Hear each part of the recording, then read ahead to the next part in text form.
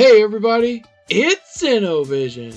I've heard a lot of folks saying, this can replace your Steam Deck or your other gaming handhelds. Check out this neat 3D print I've got for my Ayn Thor. It makes it look like the original Nintendo Entertainment System. It comes with a top cover, and then I 3D printed this bottom that's got a ergonomic holder, and these parts just slide right on like this. And it's pretty sturdy. I mean, it's holding it very nicely.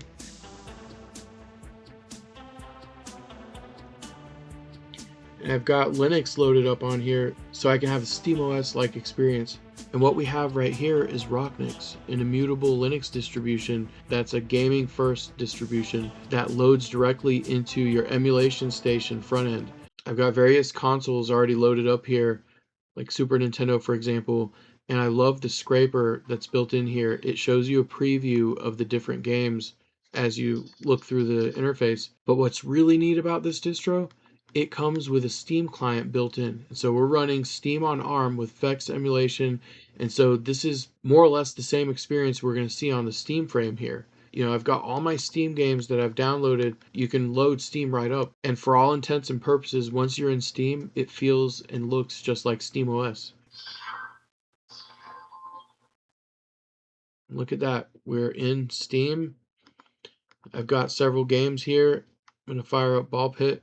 I love this ergonomic grip. It makes the device way more usable. Honestly, my hands cramp. This device feels very tiny, and this ergonomic grip definitely improves it. But we're getting about 70 FPS.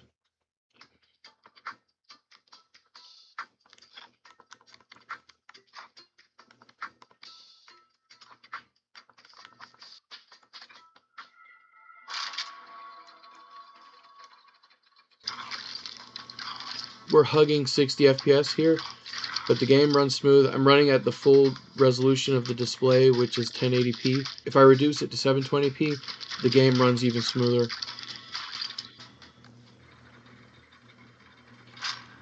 One thing that doesn't work here is the brightness slider. I might be able to fix it. This thing has a really nice display. It's an AMOLED display. It's 6 inches, so it's a little bit smaller than I'm used to from our Legion devices. You can adjust the screen brightness in here under system settings. And you've got individual brightness sliders for each of the displays. You can put the device to sleep by closing it. It's a clamshell device. It's got active cooling integrated already. And when you open it back up, it'll wake back up. And the way I've got it set up here, I have ROCKNIX installed on the internal storage, and I also have an external SD memory card that I can mount and use for storing some of the lighter games. This device only had 128 gigs of storage when I bought it, and I got a killer deal. I got it for less than $300 on AliExpress. One of the really nice things about devices like this is they have great battery life, and they generally run pretty cool and quiet.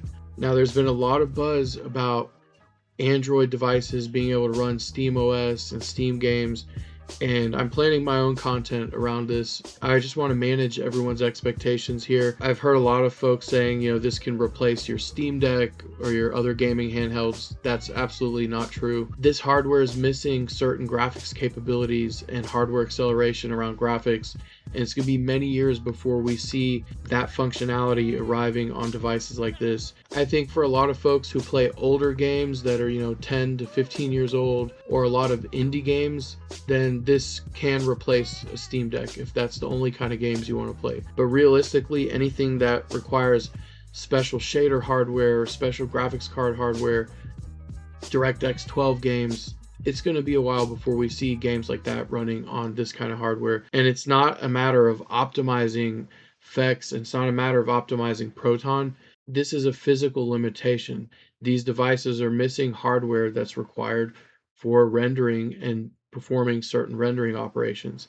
That means that the renderer will be implemented in software, and there's no way you're going to get hardware accelerated levels of performance out of a software renderer. But regardless, it's incredible the fact that I can fire up this device and play some of my favorite PC games, even if they're older games. So here we've got Portal. I'm launching it. Also, you'll notice it takes a while for these games to load. All right, so we're in the game.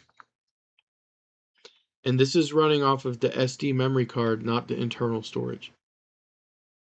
So the whole OS is installed on internal storage, but some of my older and lighter games, I'm letting them run off the SD card just because I have more space there, and then my internal space is more of a premium.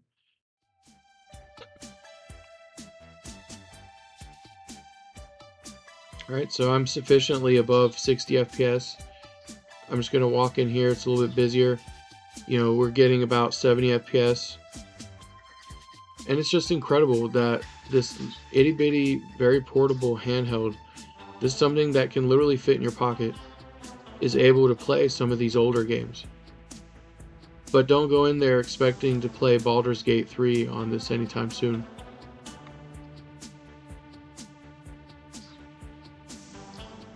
Until next time, hit that like button, hype, subscribe. That way you don't miss all the amazing tech, toys, and gaming tips we've got coming down the pipeline.